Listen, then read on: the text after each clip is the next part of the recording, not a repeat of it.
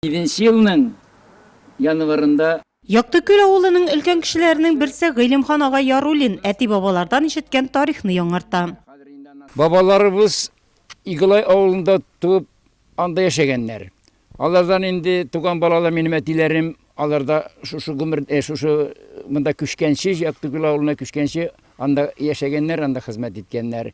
Менә бу 21 елны, 1921 елны Игылай авылыннан Яктыкөлгә уңганрак, төплерәк тормышны алып бара торган бабаларыбыз нигез кырганнар. Бу авылның исемен кушу инде безнең менә шунда менә килгән вакытта берлыш бар.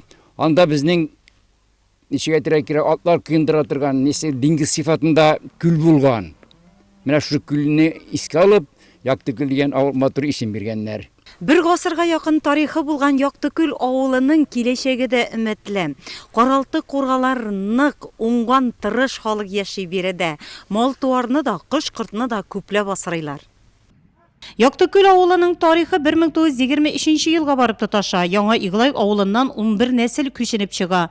44 хуҗалыкта 340 кеше яши шул елларда. Җирле шагыйрә Фәүзия Мөхәммәтова шул хакта архив кәгазьләренә нигезләнеп, туып үскән авылының тарихына багышлап Яктыкөлем дип аталган китап чыгарган иде. Әлеге кичәнең сценарий авторы да ул. Безнең бит инде авылда менә Саддар Зариф бабай булган. Бәхеткә инде. Менә ул теркәп калдырган күпме фактларны дип әйтгәндә. Менә ул теркәп калдырганнарны да кушып, аларны инде тарихи яктан раслап та, мен инде архивларда шуның ичендә җирдем. Менә шулай итеп, бу инде безнең туган төбәгебезгә багышланган.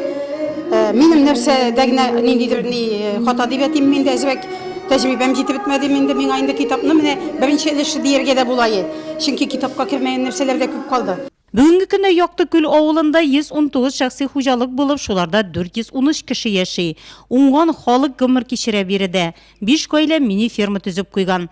Кичәдә сәхнә түренә авылда гомер буена тырышып хезмәт куйган мөхтәрәм гаиләләрнең берсе Кыддус һәм Мәрьям Гайнуллиннар күтәрелде. Аларның уртак тормыш кырып яши башлауларына 60 ел тулды ул көнне.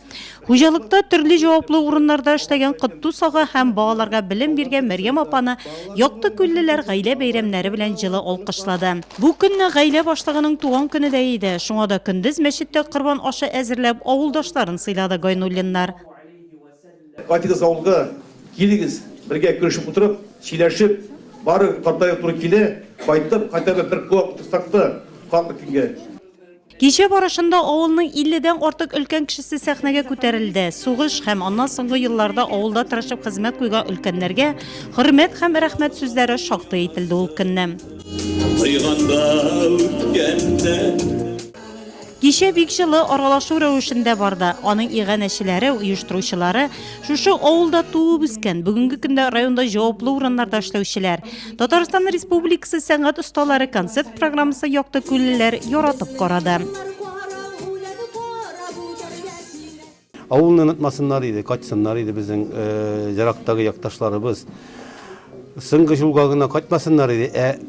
Авылдашларны күреп, авыл тормышы белән кызыксынып, шушы авыл тормышын Яктыкөл авылын тагы да зурайтырга булышсыннар. Безнең бит бик дус авыл китабын кабатлыйм инде, безнең авылыбыз бик дус, безнең бик зур, бик укымышлы, бик зур урында кешеләребез күп. Менә шушылар да безнең ташламыйлар, рәхмәт яусын инде менә. Дальше да шулай Яктыкөл авылы гел дуслаша яшәсен иде.